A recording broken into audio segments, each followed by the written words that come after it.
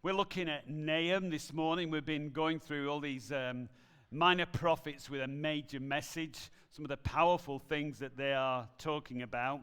And when we come to the book of Nahum, it's kind of one of the toughest books you could ever read.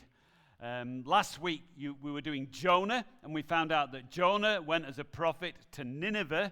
Nineveh was the capital of the Assyrians, and they were a bad lot, and we'll learn about that in a moment or two, and they turned back to God. Following generations, you find when it comes to Nahum, about 100 years later-ish, they've turned away from God again, and they are an even worse lot than before. Well, there's a couple of verses in Nahum that kind of just bring amazing light as Nahum challenges the Ninevites and the people in the city of Nineveh. Because he says this, and it's the verse we've just been learning: "The Lord is good, a refuge in times of trouble. He cares for those who trust in him." And that's kind of our focus this morning. But first of all, let's ask a question. Who were the Assyrians? Well, they were there about 600 to 800 years before Jesus. And they grew up in a nation kind of to the north and the east of what we know as modern-day Israel. And they grew in wealth, and they grew in power, and they kind of became known as like one of the great nations around, and eventually they established their capital city in the city we think of as being Nineveh. So that's kind of a little potted history of who they were, but they grew and they became big. When I mean big, they expanded their territory, they expanded their cities, they were wealthy and they were powerful and they were big. But when I say big, what I mean is they became very big-headed. They were arrogant, they were proud, they thought as a nation they were the greatest nation that had ever lived on the face of the earth. So they were big. But not just big, they were also bad.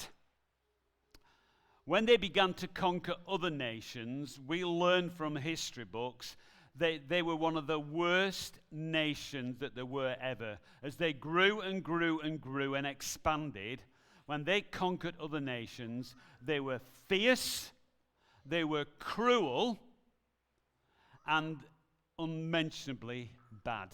So they weren't just big-headed, they were cruelly bad.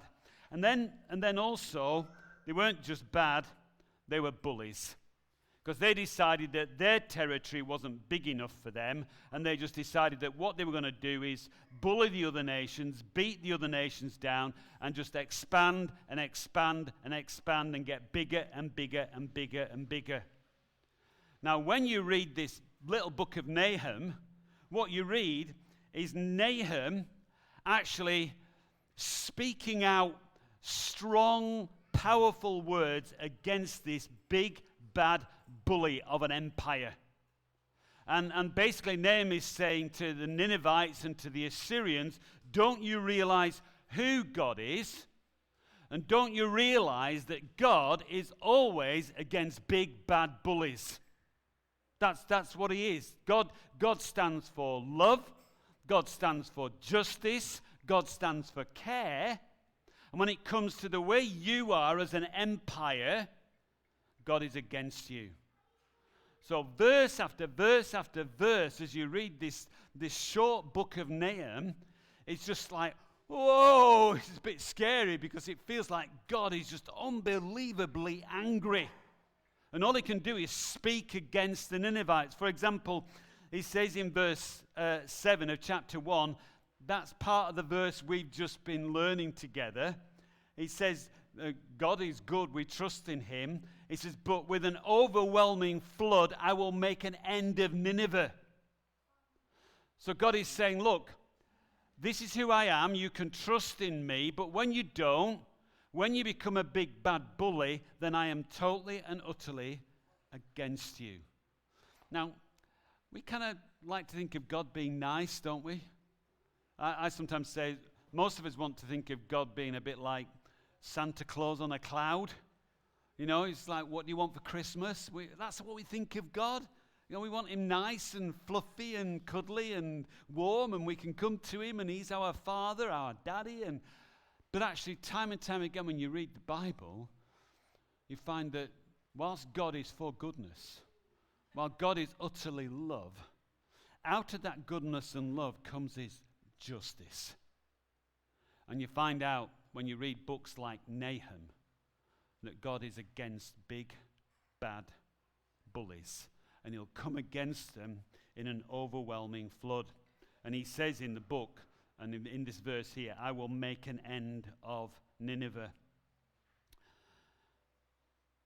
And there's two kind of beautiful, bright lights in this book. And we've been learning one of them. And one of them is this: the Lord is good. He's a refuge in times of trouble.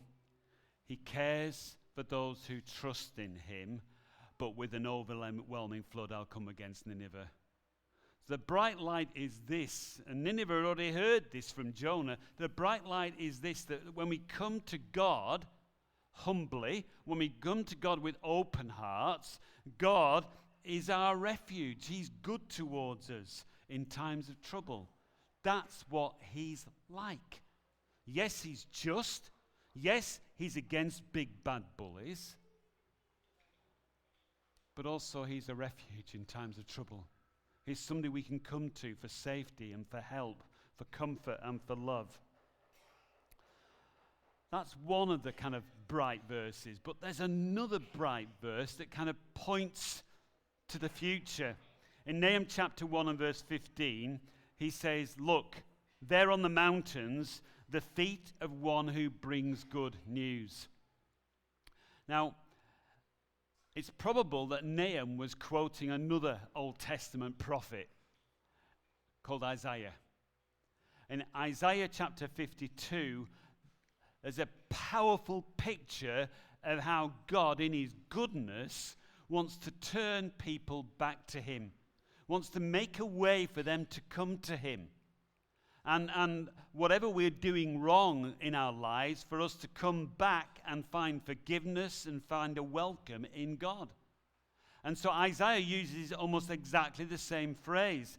Isaiah 52 verse 7, how beautiful are the feet of all who bring good news, and the ends of the earth will see the salvation of our God.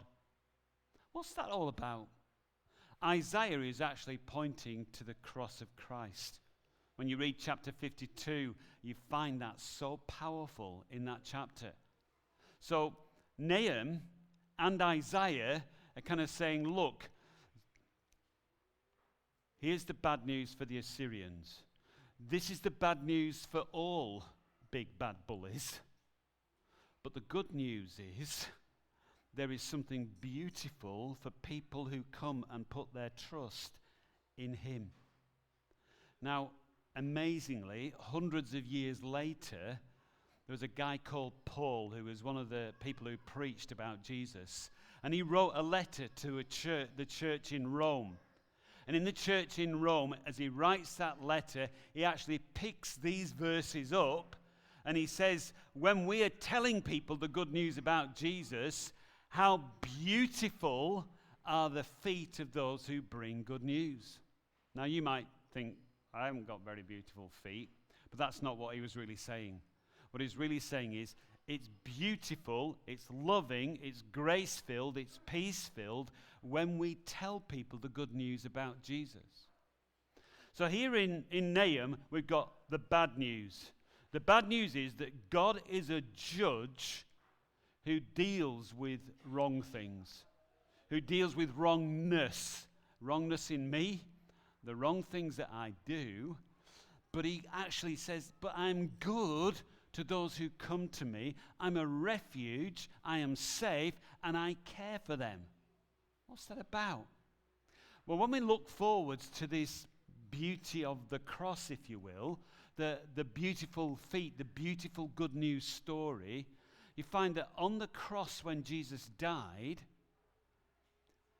he took every wrong thing that ever been done, what the Bible calls sin. He took all the injustice, all the evil, all the pain, all the guilt, all the suffering, everything that I've ever done wrong because of who I am. He took the punishment of that on the cross. When I see Jesus dying on the cross, I don't know about you, but actually people like Nahum make sense. Because God says, I'm against badness. I'm against the arrogance of being big-headed. I'm against people who bully others and put power on others and take power over others and do them down to lift themselves up. I'm against those things. But actually, I'll make a way. I'll make a good news. I'll make a beautiful footed way for people like that to find their way to take refuge in me. And he did it at the cross. At the cross, we see the justice of God being poured out on his Son. And at the cross, we see the good news that means you can come. I can come to him. So Nahum's a really tough book. It's a hard read. But actually it's also a brilliant read because he points to this good news about beautiful feet who bring the good news of Jesus Christ at the cross. And I don't know about you this morning, but that's brilliant for me because God has promised that if we come to him, his justice is not against us, because he put it on his Son, Jesus. Will you receive that this morning? Maybe you've heard it a million times before, but know that it's for you this morning. Maybe you've never heard it before, and maybe you think, oh, I'm not sure about the idea about God being against and God being just and God being a judge. But actually that comes out of his goodness and his love. And he makes a way. Even though we deserve his judgment, he makes a way for us to come to him. God's against big, bad bullies. But even big, bad bullies can find their way to him at the cross. Let's pray together.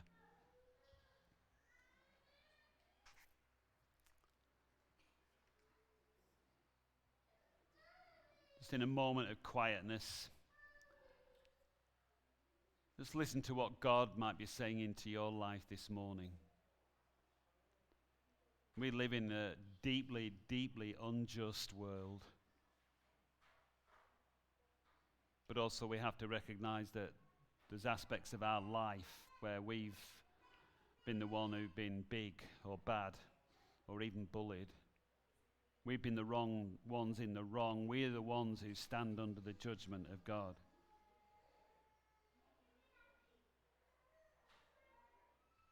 And maybe this morning to simply say, God, please forgive me. God, I come to the cross. Thank you that Jesus took all the injustice and all the wrong that I am and all the wrong that I do. He paid the penalty for that on the cross.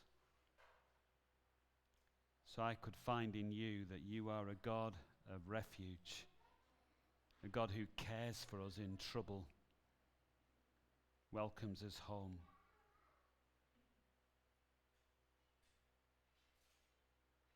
Just receive that this morning. Come home to him.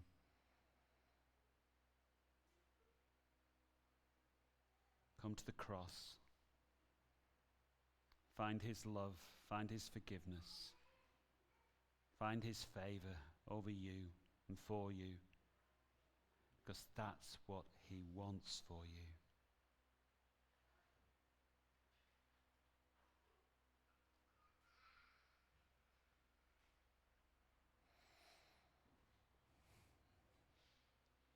Maybe this morning you know that God's shown you something about your life and you think, oh, I need to talk to somebody about that. I need to pray about that. Then as we sing a couple of songs in towards the end of the service, then don't be afraid to come forwards and come and ask for prayer. We would love to do that with you.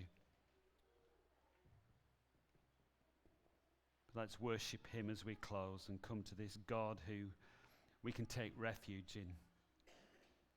God who comforts us with his love. God bless you. Thanks, team.